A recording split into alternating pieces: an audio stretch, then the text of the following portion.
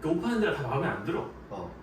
왜냐면은 크게 세 부류가 있는 것 같아. 한 개는 남자인데 이제 40kg 나가는 애가 수척하게 하고 화장하고 가녀린 포즈로 사진 찍어서 오픈하는 애들이 첫 번째 부류고, 두 번째 부류는 팔이 못 두꺼워서 죽은 귀신이 들린 것처럼 머슬핏 팔면서 헬창 호소하는 애들 하나. 그게 두 번째고, 세 번째는 이제 자기가 외국 래퍼인 것처럼 검정색 두 번 둘러쓴 다음에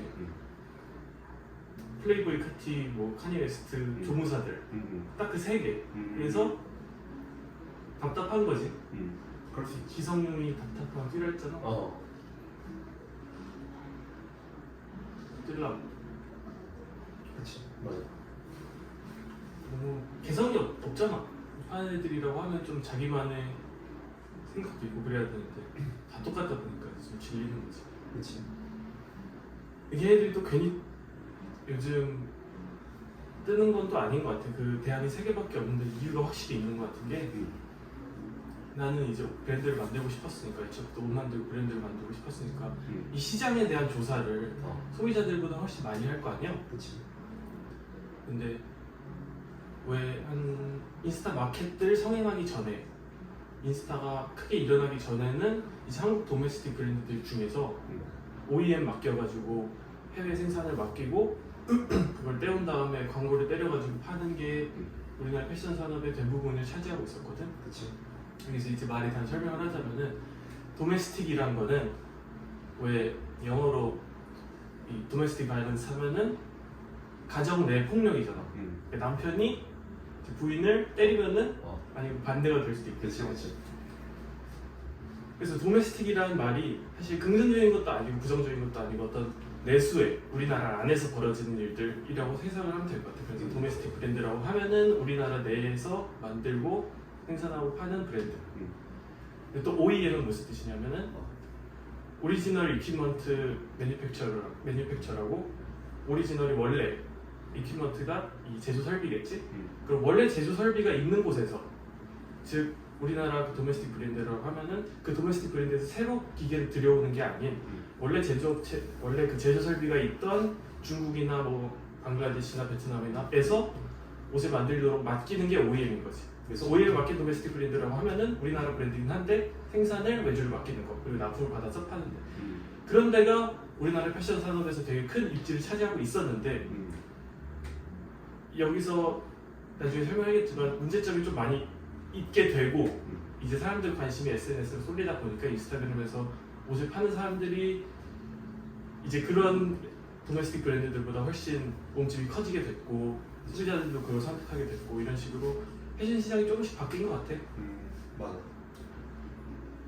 가장 큰 문제가 도메스틱 브랜드 OEM, 너랑 나랑 미팅도 잡고 옷을 만들려고 하다 보니까 여기저기 다 찾아봤을 거 아니야? 그래서 도메스틱 브랜드 OEM 맡기는 곳이 어떤 식으로 돌아가는지도 알아볼 겸, 우리가 혹시 외주 맡길 거 있으면 외주도 맡겨볼 겸 가서 얘기를 나눠보니까, 첫 번째 디자인을 OEM을 맡겨야 되니까 외국으로 납품을 이 커뮤니케이션도 하고 물건도 받아오고 하다 보니까 제조 과정에 있어서 텀이 엄청 길어지겠지. 그렇지. 그러다 보니까 디자인을 어떻게 해야 되냐면은 1년 뒤 디자인을, 최소 1년 뒤 디자인을 미리 해야 돼. 그 왜 이게 별 문제 아닌 것 같아 보일 수 있는데, 음식도 만들자마자 바로 먹으면 되게 맛있는 것도 만든 지 뭐 1시간만 지나도, 1일 지나고 일주일 지나면 아예 못 먹겠지. 1시간만 지나도 이제 별론데, 특히 튀김 같은 거. 붕어빵. 맞아. 붕어빵도 만들고 바로 먹으면은 다 패는데 하루 지나고 이틀 지나고. 근데 그 도메스틱 브랜드들은 어쩔 수 없이 미래를 예견하는 디자인을 하다 보니까 디자인이 다 식어서 나오는 거지. 그러면 그 사람들이 왜 미래를 예견하는 디자인을 하려고 하는 걸까? 그렇게 해야 성공을 할 수 있다고. 그렇게 해야 브랜드가 옷을 많이 팔고 파는 대비 수익도 족족 나오고 할 수 있을 거라고 착각을 하는 거지. 근데 요즘 사람들은 그런 데들이, 우리가 미팅 가서 얘기 나눴던 데는 우리가 바인드, 편집샵에 자리를 사가지고 말할 수 있지 뭐. 편집샵에 자리를 사가지고 거기다 넣겠다.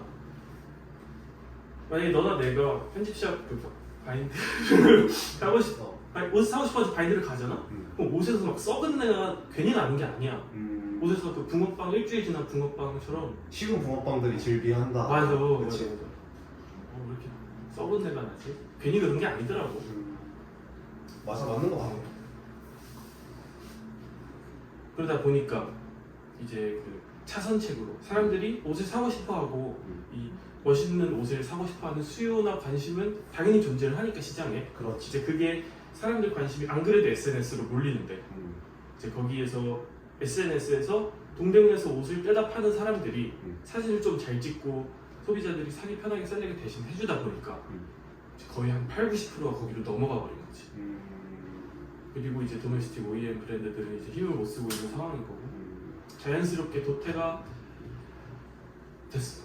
근데 나는 그 자연스럽게 도태가 된 그 브랜드들이 하나도 불쌍하지가 않은 게 우리가 거기로 가서 미팅을 해보니까 아무런 문제의식을 느끼고 있지 않고 오히려 자기네들이 1년 뒤 예견해서 디자인하는 거에 대한 자부심이 있더라고. 맞아. 우리는 준비성이 엄청 철저하다. 준비성이 철저한 게 아니라 그냥 소비자들이 식은 거 먹든 말든 관심이 없는 거거든.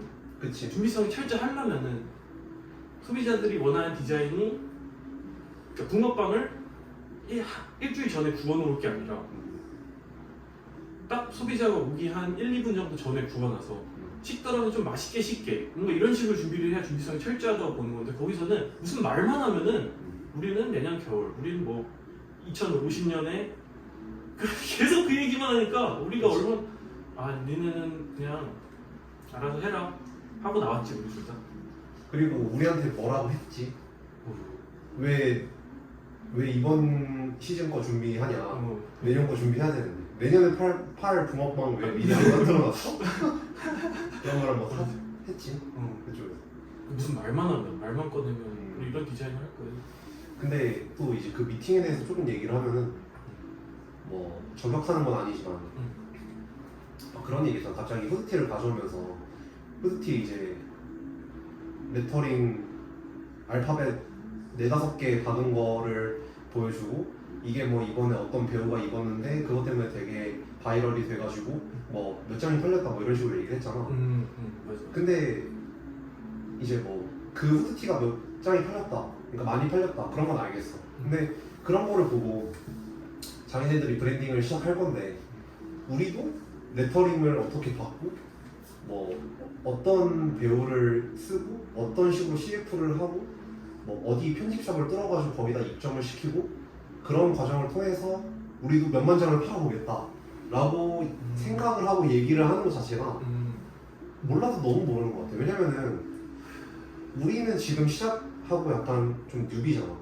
근데 그 업체는 사실 얼마나 많이 경험도 있고 돈도 많이 벌고 그러잖아. 근데 그렇게 경험이 많은데도 그냥 레터링 몇 개 박아가지고 좀 이쁘고 잘생기고 그런 애들 뭐 연예인들, 배우, 가수, 래퍼 그런 사람들 써가지고 TF만 잘 하면은 마치 그 몇만 장이 팔릴 거라고 생각을 하고 있다는 것 자체가 너무 감이 없다라고 난 생각을 했거든.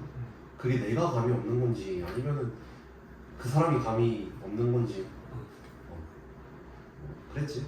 맞아. 그 왜 옷을 만들고 파는 회사라고 하면은 결국에 생산, 제조랑 마케팅 두 개를 어떻게 해결할지가 되게 큰 안건인 거잖아. 두 개를 얼마나 잘 해결할지. 근데 생산 중에서 이 제조 중에서 디자인 빼고 만드는 거 있잖아. 돈 맡기고 공장에 맡기는 거. 거기에서는 규모가 클수록 확실한 강점을 지니고 있고 그치. 왜 그 사람들 중국에 얼마나 이 통로들이 많겠어. 이 사람한테 맞아, 이건 이 맞아. 사람한테 맡기고 맞아. 그런 노하우도 많아. 근데 그거가 잘하고 이제 나머지가 다 뒤떨어지다 보니까 손을 거기서 아꼈던 돈이 우리가 대량으로 물량을 맡겨가지고 벌당 뭐 5,000원, 10,000원 아꼈다고 쳐봐. 그렇게 많이 아끼는 것도 아니야. 벌당 5,000원, 10,000원 아꼈다고 치는데 마케팅을 할 줄 모르니까 그리고 할 수도 없어. 할 줄 모르는 게 아니라 그치. 그 생각을 하고 있잖아. 우리가 그 다른 후드티가 잘 나갔으니까 우리도 그렇게 그 과정을 어떻게 포장을 해도 소비자들의 마음을 움직일 수가 없는 거지. 그치. 그걸 찍어봐. 그거 브이로그를 해봐. 우리 중국 가서 이거 딱 안 되지. 그러니까 거기서 아꼈던 돈이 마케팅이랑 디자인에서 그냥 줄줄 새버리고 결국엔 인스타 마켓에서 따이는 그림이 나온 것 같아. 그러니까 내가 만약에 그렇게 규모가 큰 업체 사장이었으면은 마케팅 그러니까 이점이라는 게 다 있는 거예요. 업체마다 규모가 크면은 내가 마케팅 빼고 전부 다 엄청 싼 값에 빨리빨리 원하는 거를 뽑아낼 수 있는 거잖아. 근데 그거를 마케팅만 잘하면은 돈을 많이 벌게 되는 건데 너무 약간 안일하다고 해야 될까? 왜냐면은 공정이라던가 마케팅을 제외한 모든 부분에서 돈을 아끼다 보니까 우리 돈 아꼈는데 그럼 마케팅에서는 좀 과감하게 써도 되지 않을까? 라는 생각을 하면서 지출을 하니까 결국에 나중에 들어가는 돈은 인스타 마켓이랑 비슷하게 되고 그러면 사실 배 아프잖아. 배 아프면 이제 당연히 그 옷을 몇만 벌 이렇게 만들어 놓으면은 그게 안 팔릴 수도 있는 거잖아. 그러면은 이제 당연히 그런 걱정을 하겠지. 이 옷 안 팔리면은 이거 다 그냥 휴지 조각인데. 이제 그래서 그 옷 한 벌당 가격을 책정할 때 악성 재고에 대한 가격을 그 옷에다가 넣어버리는 거지. 그지. 불안감, 마케팅 실력의 부재로 인해서 생기는 이 모든 것들을 거기다 때려 넣으니까 어떻게 돼?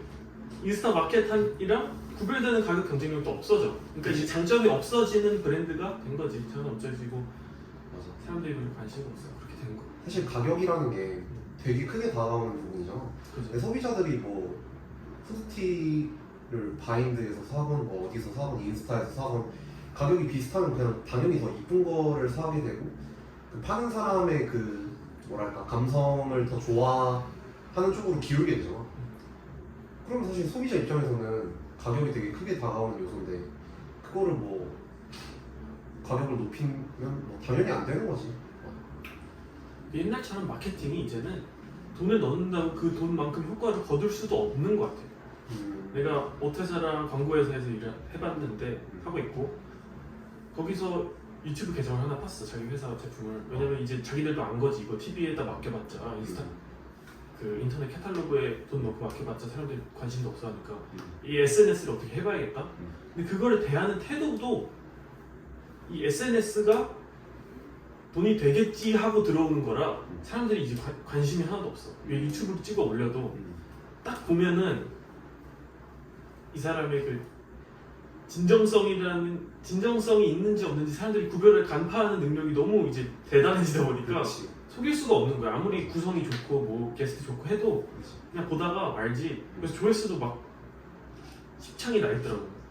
돈은 또 얼마나 썼을지. 광고 회사에서 만든 동영상 얘기하는 거지? 그냥 방구석에서 그린스크린 깔아놓고 비포 애프터 딸깍딸깍 뭐 그건 뭐 그거 그거. 그치 맞아. 근데 또 내가 인스타 마켓을 이렇게 좋게 말은 했지만 그 도메스틱 브랜드들에 비해서는 소비자들 입장에서 확실히 더 나은 판단이라고 나도 생각을 하니까 그치. 경쟁력이 더 있고 좋게는 말했지만 이것도 약간 사실 좀 기형적이야. 그거에 대한 얘기를 하고 싶어. 인스타 마켓도 단점들이 분명히 존재를 하지. 그치. 왜 처음 생겼을 때 그런 말 되게 많았어. 너네 옷 보세 아니야? 약간 인스타 마켓 전반에 대한 불신이 아무래도 처음 들어오는 매체다 보니까 그치. 되게 많았거든. 근데 요즘 좀 줄어들고 있는 게 또 왜냐면은 그 뭐 어딜 가나 마찬가지거든. 도메스틱 OEM 마켓은 또 고생. 그치. 맞아. 그래서 좋은 얘기만 했는데 단점이 뭐냐면은 인스타 마켓은 우리가 인정을 하든 안 하든 결국에 중국에서 동대문으로 옷을 한번 떼오고 그 동대문에서 옷을 셀러한테 떼오고 그 인스타 셀러가 소비자들한테 옷을 퍼뜨리는 이 구조에 그치. 불과하기 때문에 거기서 어쩔 수 없이 생기는 단점들이 인스타 마켓에서 생기기 마련이야. 맞아. 이 얘기를 하면 사람들이 좀 확실히 이해를 할 것 같은데 왜 인스타 내리다 보니까 릴스 중에 나랑 똑같은 쇼핑몰에서 옷을 산 사람이 있다 이렇게 캡션으로 넣고 이 사진 찍은 거야. 나 옷 똑같은 거, 쟤 옷 똑같은 거. 그래서 사람들이 댓글창에서 웃고 하더라고. 웃기잖아. 왜 어떻게 똑같은 쇼핑몰에서 옷을 샀냐. 근데 나는 좀 더 웃긴 거지. 왜냐면 난 아니까 그 실상을 무슨 일이 벌어진지 정확히 아니까. 그 사람들은 똑같은 브랜드에서 옷을 사는 게 아니야. 맞아. 다른 브랜드에서 옷을 사는데 음. 동대문에서 똑같은 옷을 떼온 셀러들, 그러니까 그 두 개의 브랜드들이 똑같은 데서 옷을 떼온 거지. 그치. 그러니까 우리가 생각하는 것보다 더 웃긴 거지. 맞아. 그냥 택가리를 했다는 거잖아. 쉽게 얘기하면. 시간이를 맞아. 또 택을 들춰보면은 음. 아마 다를 거야. 그치. 똑같을 수도 있고 택도 안 갈았을 수도 있고 어. 그런 문제. 그러니까 파는 옷이 다 비슷해. 인스타 셀러들 피드 들어가 보면은 자세히 보잖아. 그럼 겹치는 옷이 꼭 한두 가지씩은 있다.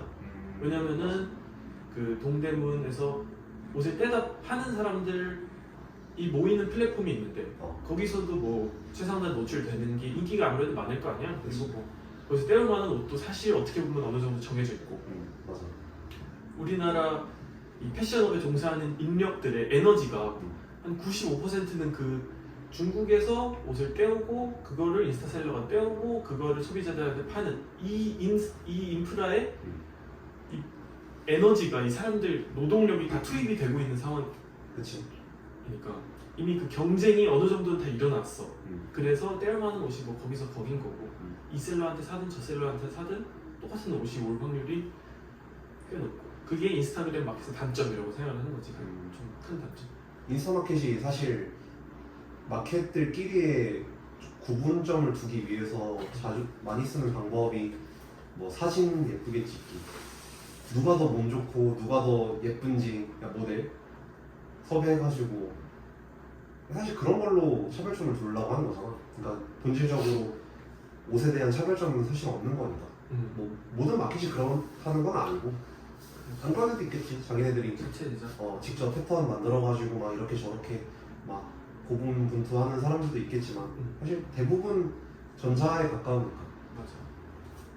그런 거 같아. 그러다 보니까 난 우리나라에서 어떤 명품이라고 할 만한 게 나올 수가 없는 기조에 놓였다고 생각을 하는 거지. 이거를 뭔가 이 95%의 인력이 집중된 중국 동대문 셀러 이 구조에서 확실하게 벗어나지 않으면은 이 한국만의 패션 독립운동을 하지 않으면은 혁신적인 브랜드나 어떤 사람 진짜 명품이라고 하면은 그 브랜드를 만든 사람을 믿을 수 있는지 없는지 이게 그치. 명품이냐 보세냐 이 얘기 또 뭐 나중에 할 수 있겠지만 이게 명품이냐 보세냐의 기준이 되는데 결국 똑같은 데서 떼온다는 가정을 하고 모든 브랜드들이 시작을 하다 보니까 근데 누가 춤을 더 잘 추나 누가 더 게이같이 사진을 찍나 누가 더 그러니까 그런 되게 식으로 기형적으로 변하고 있다. 그래서 본질이랑 되게 다른 방향으로 발전하고 있다는 얘기잖아. 그냥 쉽게 얘기를 하면. 그치. 근데 사실 약간 소비자들 입장에서 이 업계에 들어와 있는 사람이 아닌 이상에는 뭐 이 사람들이 뭐 동대문에서 옷을 떼었는지 아니면 뭐 패턴 같은 거를 자체적으로 개발하는지 사실 그런 디테일들은 잘 모르잖아. 그냥 딱 사진 보고 구도 괜찮고 옷 이쁘고 입은 사람 좀 멋지고 가격도 내 지갑에서 용인할 만한 수준이야. 그러면은 그냥 사게 되는 거잖아. 그치. 그래가지고 그 어떻게 소비자들한테 좀 다가가야 되는지도 좀 고민을 해야 될 것 같아. 맞아. 우리는 생산자의 입장이다 보니까 소비자가 아니고 최대한 이 시장을 보고 장단점을 확실하게 분석을 해야 되잖아. 그래가지고 내가 좀 더 인스타 마켓에 있어서 이런 단점을 짚는 데 있어서 좀 더 냉정하다고 볼 수 있는 것 같아. 그래서 그렇지. 사실 우리가 해야 될 것도 많지. 소비자들한테 우리가 인스타그램 마켓보다 더 좋은 대안을 주지 않는 이상 우리가 뭐라고 하든 소비자들한테 별 도움은 안 되니까. 이게 지금 한 가지 짚고 넘어가자면 우리가 지금 WW를 걸라고 하는 게 아니고 맞아. 우리가 이 일을 시작하고 소비자에서 생산자로 위치가 바뀌니까 보이는 시점이 완전 달라지잖아. 그치, 맞아. 그 과정에서 우리가 약간 그래도 툭 까놓고 얘기를 해가지고 돈을 많이 벌려면 명분이 있어야 되잖아. 뭐 그 명분이라는 게 소비자를 만족시키건 옷이 괜찮건 그런 게 있어야 되는데 그런 거를 찾는 과정 중에서 우리가 발견한 문제들을 그냥 얘기하고 있는 거지. 우리가 뭐 갑자기 이니시 걸어가지고 싸우려고 싸우는 건 아니다. 그치 우리가 뭐 어디를 저격하는 것도 아니고 뭐 그런 업체들이 나쁘다, 뭐 불량배다 뭐 이런 얘기를 하는 게 아니라는 거지. 쉽게 얘기하자. 우리는 기회를 포착하려고 하는 거지. 근데 이왕 얘기 나왔으니까 인스타셀러의 모든 문제점을 한번 짚고 가자. 디자인이 겹치는 문제 당연히 있을 거고, 아무래도 중국에서 빼오다 보니까 디자인이 반박자 느릴 수밖에 없어. 당연하지. 중국 사람들이 당연한 거잖아. 왜냐면 우리가 딱 생각하자마자 내는 게 아니니까. 그렇지. 그게 두 번째 문제인 것 같고, 세 번째 문제는 배송. 음. 배송이 좀 느려져. 그렇지. 주문 들어오고 내가 배송 보내는 그 시간 사이에 동대문에 가서 옷을 떼와야 되는 시간이 들어가다 보니까 아무래도 배송이 하루 안에 절대 안 되지. 그렇지. 왜 우리도 브랜드를 처음 만들고 내 전 브랜드도 그렇고 이 우편물을 보낼 때마다 우체국에서 자꾸 보낸 다음날 도착했다고 하는 거야. 맞아. 근데 어딜 가서 옷을 사든지 다음날 도착하는 곳은 없잖아. 쿠팡 말고는. 그렇지. 그래서 좀 이상하다. 내가 뭐 운이 되게 좋나? 내가 위치가 좋아서 그런. 근데 그게 아니라 이미 전국에 우체국에 택배를 보내면은 그 다음날 발송이 완료되는 시스템이 구축이 돼 있더라고. 그런데도 불구하고 인스타그램 마켓에서 사면은 이틀 3일이 걸리는 거야. 좀 이상하다. 이거를 해결하면 분명히 소비자들이 더 좋아 경쟁력 있는 브랜드가 될 수 있을 텐데 왜 안 하지? 그냥 못하는 거더라고. 못하거나 게으르거나지. 왜냐면은 그렇지. 택배 기사를 자기 사무실 앞으로 부르면은 그것도 하루가 걸리니까. 그래서 이거를 해결하면은 좋을 것 같다. 그리고 디자인 정박에 맞으면 좋을 것 같다. 그리고 세 번째, 남들 이 동대문에서 옷을 떼온 시스템에서 살짝이라도 벗어나서 남들하고 겹치지 않는 우리 브랜드만의 정체성이 확실하면서 멋있는 옷을 내면 좋을 것 같다. 이 세 개가 확실히 해결하면은 좋을 것 같은 우리 브랜드 만들 때 있어서 좀 중요하다고 생각하는 거지. 나도 이제 인스타 마켓들을 좀 많이 봐왔잖아. 근데 너가 얘기한 세 가지 박자를 동시에 맞추는 데는 없는 거 같아. 그러니까 한 박자만 맞추거나 두 박자만 맞추거나 뭐 예를 들어가지고 디자인도 괜찮고 뭐 다른 것도 괜찮은데 배송만 느린 데가 있을 수도 있잖아. 아니면은 디자인은 좀 별론데 배송만 빠른 데가 있을 수도 있어. 그러니까 다 마켓마다 장단점을 가지고 있는 건 맞는데 그 3박자가 이렇게 잘 어우러지는 곳은 내가 지금까지 못 본 것 같아. 확실한 기회. 왜 외눈박이 세상에서 눈 두 개 달리면 비정상이라고 그치. 하지. 그 외눈박이 세상이 그 도메스틱 OEM인 거고, 눈 두 개 달린 게 인스타그램 마켓인 거고, 눈 세 개 달린 게 그랬으면. 또 인스타그램 기조가 되게 많이 변한 것 같아. 이것도 그치. 그 얘기를 이제 조금 연결을 시키면 이 팟캐스트랑 비포 애프터 릴스 템플릿까지 이어질 수 있을 것 같아. 좀 더 우리가 무슨 생각을 하고 뭘 내는지에 이해가 확실해질 것 같아서 얘기를 하면은 왜 인스타그램 처음 생겼을 때만 해도 이 컨텐츠가 자극적일수록 사람들이 인게이지를 하는 확률이 높아지고 사람들 시청 시간이 길어지다 보니까 인스타그램을 키기만 하면은 사람 죽고 막 팔 잘리고 다음 증후군 소인증 나오고. 맞아. 이건 현실을 얘기하는 거니까 나도 그랬고. 호빵맨 같은 데도 나오고. 근데 이제 점점 시간이 지나다 보니까 사람들이 좀 무뎌지기도 하고 그런 거 하다 보고. 그치. 무뎌지기도 하고 이게 나한테 별로 도움이 안 되는구나 라는 생각도 마음속에서 약간 들기도 하고. 그래서 콘텐츠를 소비를 할 때 되게 이 사람이 진정성이 있는지 없는지가 중요한 요소가 된 것 같아. 그치. 맞아. 그래서 약간 우리가 그 덕을 본 것도 솔직히 없지 않아 있는 것 같기도 하고, 생각보다 기회를 많이 주려고 하는 것 같아. 너네 좀 열심히 해봐라 이런 식으로 일단 기회를 주고 봐. 좀 열심히 하는 기색이 느껴진다면은 그치. 제발 좀 어떻게 열심히 한번 해봐라 이런 식으로 사람들이 되게 호의적이더라고. 내 생각보다 다르게. DM으로 막 고분밥 피드백 보내주신 분들 엄청 많잖아. 응원도 사실 우리랑 생판 남이고 얼굴 한번 본 적 없는 사람인데 뭐 그렇게 고봉밥 보내고 그러는 것 자체가 진짜 믿는다? 믿는다 너무 기회를 주려고 하는 것 같아. 그치. 너네 믿을게. 그리고 이제 부응을 해야겠지. 패션 대한민국 독립운동을 한번 버리고 그 말한 대로만 하면은 아까 그 너가 얘기한 것 중에서 인스타 기조가 바뀌어서 우리가 그 덕을 조금 본 것도 있는 것 같다라고 얘기했잖아. 우리가 어떻게 그 덕을 받는지에 대해서도 얘기를 하면 좋을 것 같아. 그 비포 애프터 템플릿이나 뭐 그런 거 있잖아. 비포 애프터가 이게 릴스가 질문을 확실히 그러니까 우리가 덕을 봤다고 했는데 어떻게 덕을 받는지. 그러니까 사람들이 요즘은 진정성을 원하는 시대라고 얘기를 했잖아. 그럼 만약에 우리가 덕을 받다면 사람들이 우리한테서 진정성을 조금이나마 받기 때문에 우리가 덕을 본 거잖아. 논리 구조상. 그치. 그러면 사람들이 어디에서 진정성을 보았을까? 라는 질문 첫 번째. 그리고 두 번째는 우리가 지금 올리는 릴스 템플릿에 숨겨진 우리의 저희. 두 개를 이렇게 합쳐가지고 대답을 한번 해보면 좋을 것 같아.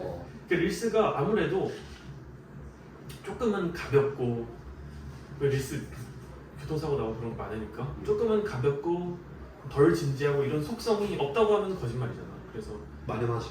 맞아. 그래서 우리도 뭐 어느 정도는 거기에 맞춰야 되고 우리가 그걸 바꾸려고 할 수 없으니까 나 당장 내가 릴스를 소개할 때도 그렇게 변하고 그러다 보니까 비포 애프터를 찍어서 올리게 됐는데 그게 마냥 얕다고 사람들이 생각하지만은 또 않는 것 같아. 왜냐면은 그치. 내 옷을 입고 벗고를 나열한 컨텐츠다 보니까 이게 보기엔 편하고 해도 그래도 사실 이것만큼 진정성 있는 건 또 없다고 생각을 하거든. 이게 맞아. 좀 보기에는 유치하고 그래 보일 수 있어도 거기서 사람들이 약간 믿어주려고 하는 기색이 생기는 것도 같고 또 요즘 올리는 거는 살짝 다른 것도 섞여 있으니까 뭐 재봉틀하고 이런 거 그치. 내가 작업하는 거 찍어 올리니까 거기서도 사람들이 좀 오케이 내가 한번 열심히 해봐라 하려고 하는 것 같아서 우리가 이 인스타그램 기조가 변하는 데에서 덕을 살짝 봤다고 봐도 되지 않나. 그리고 또 지금 팟캐스트 찍는 거는 이제 아예 그런 그치. 낌새를 느꼈으니까 파악을 했으니까 아 우리가 이런 면도 보여주는 게 좋을 것 같다. 그래서 우리 둘이 상의를 해서 지금 대답이 됐어요. 그치. 그리고 그러니까 우리 비포 애프터 릴스 템플릿이 사실 초창기부터 그거로 몸집을 불렸잖아. 근데 처음에 사실 좀 반신반의를 했지. 사람들이 여기에서 진정성을 찾을 수 있을까? 왜냐면 진정성으로 승부를 봐야겠다라는 생각은 초창기부터 했으니까. 그지. 그게 우리 사실 우리가 그것밖에 없어. 맞아. 우리가 옷 많은데 얼마나 진심인지밖에 설명해.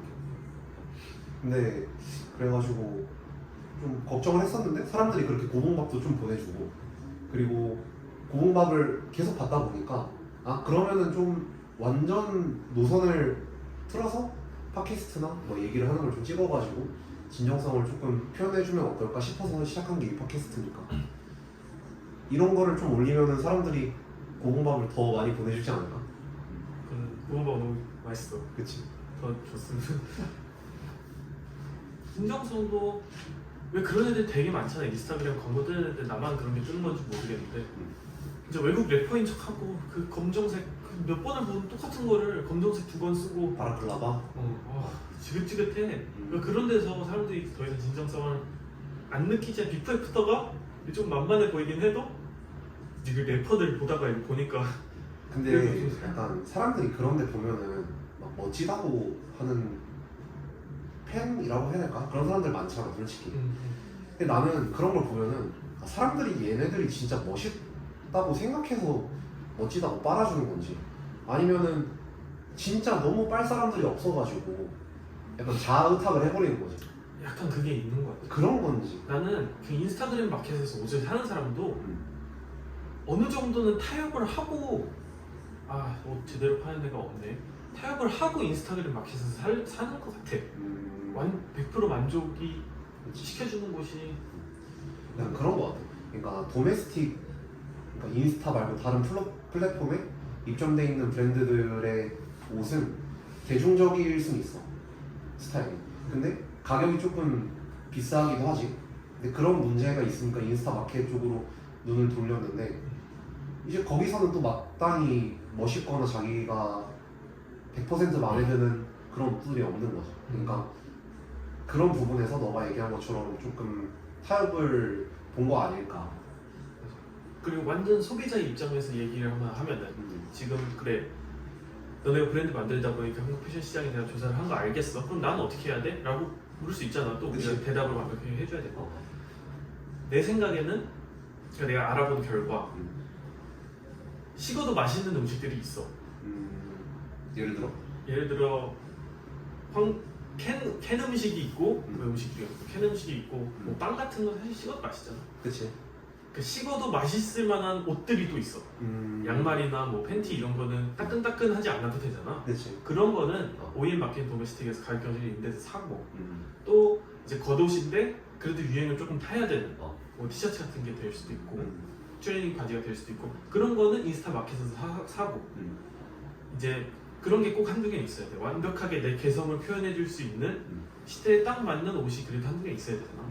그런 거는 명품 브랜드에서 사든지 아니면 우리 거를 기다려서 사든지 그게 이제 소비자로서 최적의 판단이라고 내 경험과 이 시간 그 노력했을 거 아니야. 알아보는 거. 이제 그거에 덕을 보려면은 이제 그게 맞는 것 같다. 이건 약간 논외로 얘기하는 건데 왜 그 11시 11분 앨범에서 그 일리네어 갱2 노래 5분 42초짜리 듣다 보면은 마지막에 도끼가 그 독백으로 얘기를 하는 게 있어. 그래서 일리네어 갱이 뭔지 뭐 그거 알지? 알지? 또 뭐 모르는 깡패가 될 수도 있고 그런 얘기 하잖아. 근데 거기서 도끼가 하는 말이 우리를 좋아해주고 응원해주는 사람이 다 일리네어 갱이라고 생각을 한다는 얘기를 했잖아. 근데 나는 그 팬덤의 영향력이 정말 어마무시하다고 생각해. 그러니까 우리를 좋아해주고 믿고 따라주는 사람들이 있으면은 사실 우리가 지금에야 규모가 작고 뭐 난이라는 게 많잖아. 자금난, 인력난, 솔직히 그런 거 많잖아 지금. 굳이 뭐 없다고 얘기하면 거짓말이지. 근데 진짜 좋아해주고 믿어주는 사람들이 많이 생기고 우리 물건이 어느 정도 소비가 된다고 하면은 한번 가속이 붙으면은 진짜 그때부터는 정말 좀 센세이션하지 않을까 싶은 생각도 좀 들지. 맞아, 우리가 잘 해야지.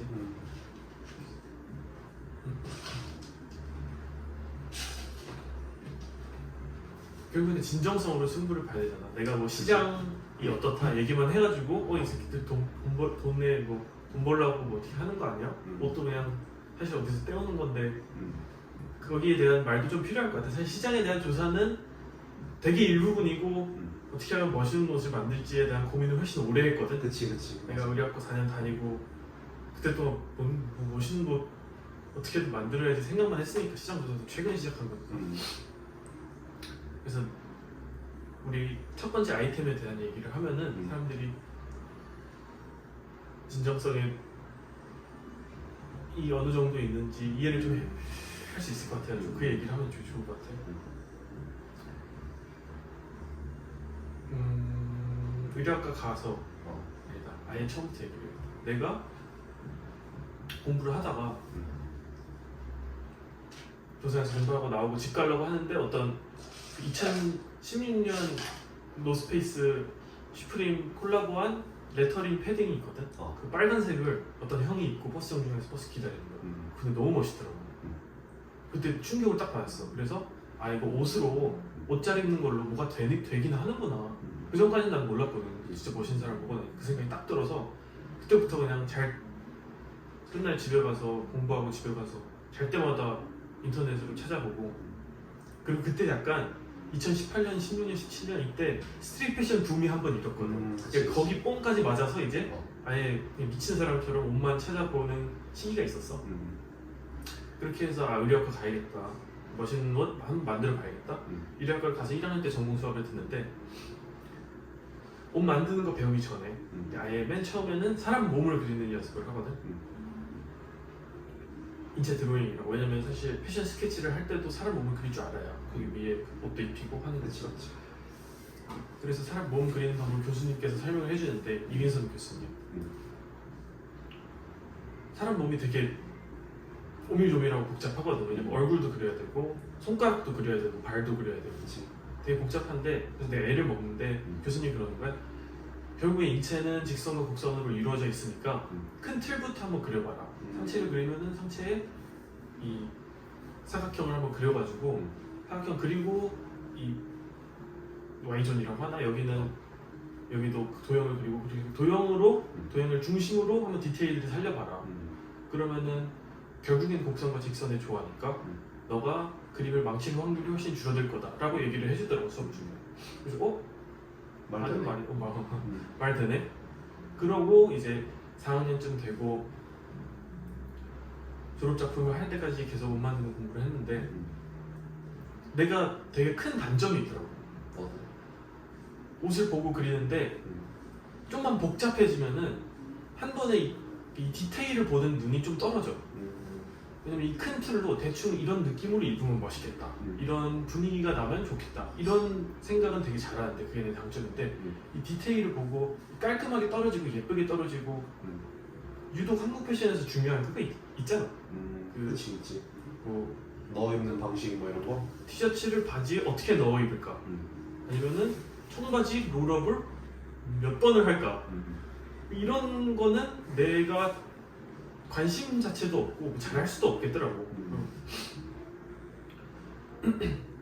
근데 한국 패션에서 그런 게 중요하다 보니까 내가 내 장점이라고 단점이라고 어필을 하든 말든 간에 내가 그 극복을 해야 되는 거잖아. 그치. 그래서 좀 그 컴플렉스를 가지고 내가 어떻게 하면 이 단점을 극복해낼 수 있을까라는 고민을 해보다가 미술사 수업에서 폴 세잔이라는 사람이 있더라고. 프랑스 화가인데 그 사람도 자기는 화가인데 이 디테일을 보는 능력이 되게 떨어져가지고 어릴 때부터 컴플렉스였다라는 얘기를 하는 거야. 나랑 똑같은 얘기니까 흥미가 많이 생겨가지고 찾아봤어, 도서실 가서.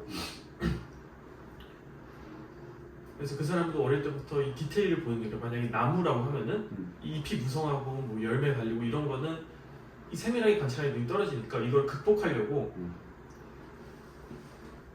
이 개념들을 최대한 단순화시킨 거지. 나무? 어차피 따지고 보면은 구랑 원통이랑 원뿔로 이루어져 있어. 그러니까 모든 자연의 산물들이 결국에는 기초적인 이 기압 도형인 구, 원통, 원뿔로 이루어져 있다라는 생각을 하고 그 믿음으로 자기만의 화풍을 만든 거지. 이 해석을 바탕으로. 그래서 그 얘기랑 자기는 사과로 프랑스를 뒤집어 놓겠다. 사과 그림으로. 그렇게 해서 이 수많은 반복과 관찰과 자기 단점을 극복하려는 노력이 합쳐져서 이 자신의 대표작이 사과를 그린 거. 이미지로 나갈 거야. 뭐. 사과를 그린 거. 그래서 프랑스를 뒤집어 놓고 그 사람 이름은 우리가 다 아니까 이제 미술사 배우면 꼭 나오는 사람이니까. 그게 너무 멋있더라고. 그래서 감명을 좀 세게 받았어. 그래가지고 나도 그러면은 옷 만들 때 복잡해 보여도 옷을 뭐 여기다 집어넣고 왜 유튜브에 옷 집어넣는 법 치면은 주우재가 나와가지고 이건 뭐 복잡한 그런 거 많잖아. 그러니까 그런 거 다 일단 신경 끄고 결국에 핏은 내가 1학년 때 이민수 교수님한테 배운 것처럼 직선과 곡선이 신체의 건강한 실루엣이 이 직선과 곡선이 얼마나 원단 밖으로 잘 드러나는지가 가장 중요하구나. 이거를 고치면은 이 직선과 곡선이 직선이 얼마나 반듯하고 곡선의 골이 얼마나 깊고 이쁜지를 제대로 표현을 할 수만 있으면은 우리가 좋은 핏이 나오지 않아서 하는 고민들의 대부분을 덜 수 있겠구나. 그렇게 해서 곡선은 운동으로 어느 정도 해결이 돼. 그치. 근데 직선은 운동을 하는 곧대로 변화한다고 보기 사실 좀 어렵지. 프레임이니까. 그치? 곡선이 볼륨인 거고 직선이 좀 크게 따지면 프레임이니까. 그래서 그거를 직선에 대한 문제를 해결하면은 좋겠다 해서 오픈핸드 컴프레션을 만든 거지. 딱 깔끔하네. 근데 우리가 또 그 컴프레션만 만드는 건 아니잖아. 아직 발매는 안 했지만 이제 그 배 밖으로 나오길 기다리는 아이들이 있잖아. 샘플도 다 뭐 나오긴 하고 근데 똑같은 마음가짐으로 만들었으니까 이제 비슷한 거잖아 어떻게 보면은. 그치, 그러니까 그치. 이 오픈 컴프레션이 얼마나 진정성 있게 만들었는지랑 왜 우리가 뭐 후드티를 내든 팬티를 내든 비슷한 고민이 들어갔을 테니까. 그냥 약간 사실 나는 그렇게 생각해. 5% 컴프레션으로 브랜드를 시작을 했잖아. 근데 나는 초반에 번 돈은 수입이라고 생각을 안 하는 게 일단 진정성을 보여주기 위해서 5% 컴프레션을 먼저 내고 그걸로 조금 이름을 알린 다음에 좀 온도를 높여가는 딱 그 용도라고 난 생각을 해 사실. 그렇게. 근데 나는 진짜 이 몸에 대한 고민이 너무 오랫동안 있어가지고 도가 텄어. 이해를 나만큼 잘하는 사람은 없을 거야. 옷이 안 어울려서 고민을 나보다 많이 하는 사람이 없기 때문에 이거보다 이 보정을 잘해줄 수 있는 옷이 시장에 존재를 할 수가 없다고 생각을 해. 아무리 기술력이 좋아도 결국에는 그 아이디어가 있어야 되는데 어떤 방향으로 고쳐야겠다. 그게 없으니까 나는 시장에서 제일 좋은 보정 옷을 만들어 놓고 그게 우리 어떤 진정성을 보여주지 않나. 첫 상품이긴 해도 내가 진짜 내 모든 걸 걸고 기믹은 아니니까. 아 그럼 기믹 아니지. 이거만큼 내 진심이 담긴 상품은 나오기 힘들 것 같기도 해. 기믹이 아니라는 걸 증명하는 게 비포 애프터 릴스인 거잖아 사실. 그지? 어. 맞아. 거기에는 어떠한 보정도 어떠한 기망도 들어가 있지 않으니까. 속일 수가 없는 구조잖아 사실 생각해보면. 우리 맨 처음 올린 비포 애프터 릴스에 그린스크린 앞에다가 이제 뭐라고 했더라? 포토샵 방지요? 방지용 이렇게 적어놨잖아. 근데 뭐 그 이후로 우리가 그런 거를 안 써놔가지고 사람들이 좀 그렇게 생각하는지 나는 뭐 그건 잘 모르겠는데 일단 어쨌든간 포토샵은 절대 없으니까.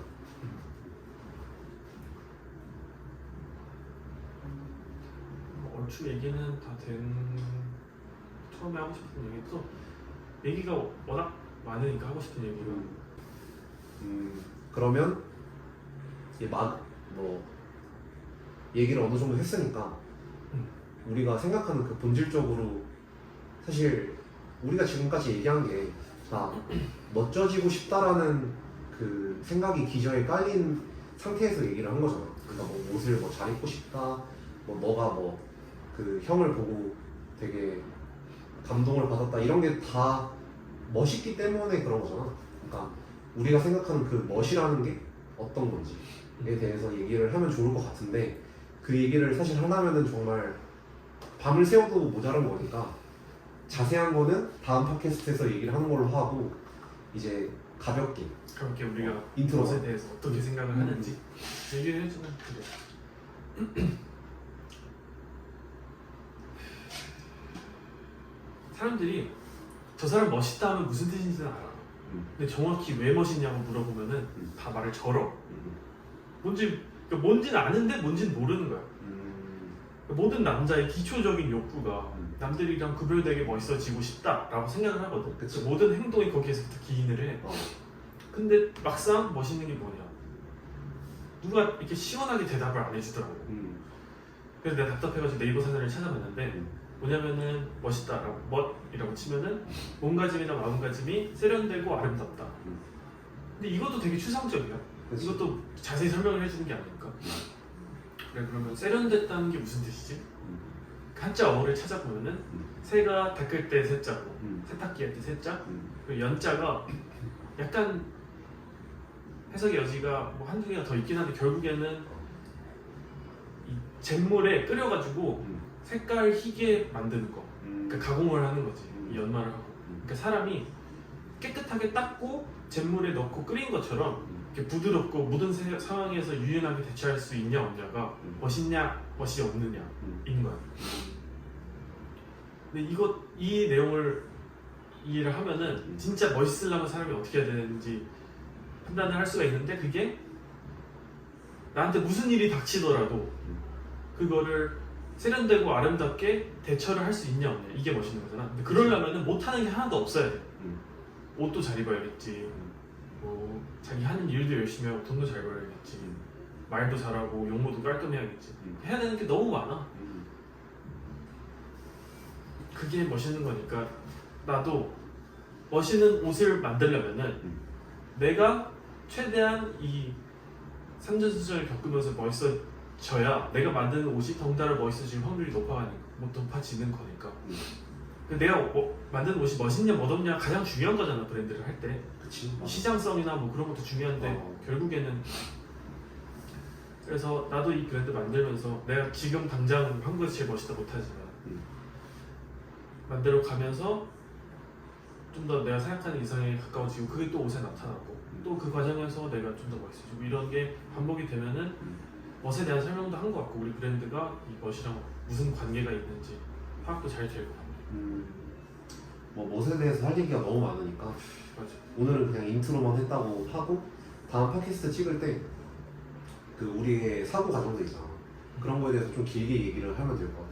대주제는 모습. 길게 하면 몇 시간?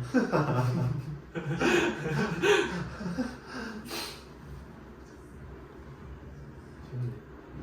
마지막으로 한마디. 한마디? 감사합니다. 합장하고.